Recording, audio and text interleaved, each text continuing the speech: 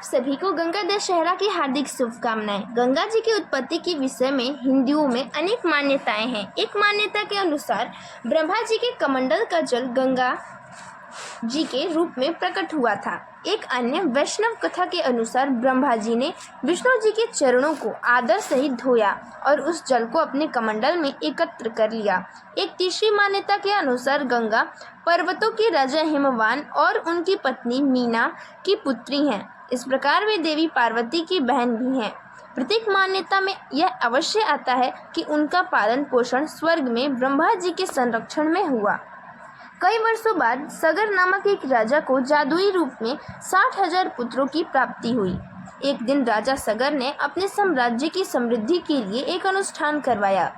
एक अश्व इस अनुष्ठान में एक अभिन्न हिस्सा था, जिसे इंद्र ने ईर्ष्यावश चुरा लिया। सगर ने उस अश्व की खोज के लिए अपने सभी पुत्रों को पृथ्वी के चारों तरफ भेज दिया। उन्हें वह पाताल लोक में ध्यान मग्न कपिल ऋषि के निकट मिला। यह मानते हुए कि उस अश्व को कपिल ऋषि द्वारा ही चुराया गया है, वे उनका अपमान करने लगे और उनकी तपस्या को भंग कर दिया। ऋषि ने कई वर्षों में पहली बार अपने नेत्रों को खोला और सगर के बेटों को देखा। इस दृष्टिपात से वे सभी के सभी 60,000 जलकर भस्म हो गए। अंतिम संस्कार किए जाने के कारण सगर के पुत्रों की आत्माएं प्रेत बनकर विचरने लगी। जब दिलीप के पुत्र और सगर के एक वंशज भगीरथ ने इस दुर्भाग्य के बारे में सुना तो उन्होंने प्रतिज्ञा की कि वे गंगा जी को पृथ्वी पर लाएंगे ताकि उनके जल से सगर के पुत्रों के पाप धुल सके और उन्हें मोक्ष प्राप्त हो सके। भगीरथ ने गंगा जी को पृथ्वी पर लाने के लिए ब्रह्मा जी की तपस्या की। ब्रह्मा जी मान गए और गंगा जी को आदेश दिया कि वह पृथ्वी पर जाएं और वहां से पाताल लोक जाएं ताकि भगीरथ के वंशजों को मोक्ष प्राप्त हो सके।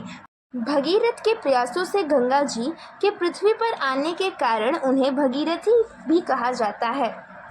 गंगा जी को जाह्नवी नाम से भी जाना जाता है। ऐसा कहा जाता है कि पृथ्वी पर आने के बाद जब भगीरथ की तरफ बढ़ रही थी, उनके पानी के वेग ने काफ़ी हलचल पैदा की और जाह्नू नामक ऋषि की साधना तथा उनके खेतों को नष्ट कर दिया। इससे क्रोधित होकर उन्होंने गंगा जी के समस्त जल को पी लिया।